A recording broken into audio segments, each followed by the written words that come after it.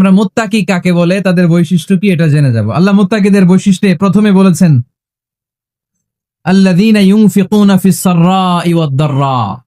মুত্তাকি হচ্ছে তারা যারা সচ্ছল অসচ্ছল উভয় অবস্থায় আল্লাহর রাস্তায় দান করে।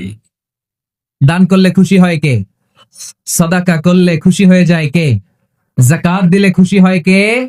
দে যাকাত, দে যাকাত, তোরা দে রে যাকাত, তোর দিল খুলবে পরে, আগে খুলু খাত।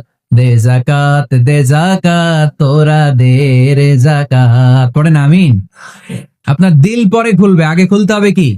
হ্যাঁ, আল্লাযীনা ইউনফিকুনা ফিস সাররাই ওয়াদ দাররা।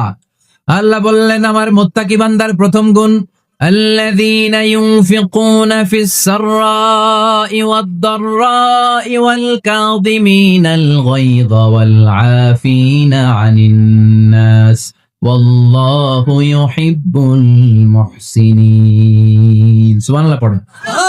আল্লাযীনা ইউনফিকুনা ফিস সাররাই ওয়াদ দাররা।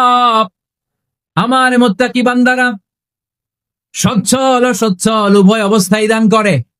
যখন তাদের কাছে বেশি টাকা থাকে তখন তারা বেশি দান করে, যখন কম থাকে কম দান করে, কিন্তু দান করে, ঠিক কিনা?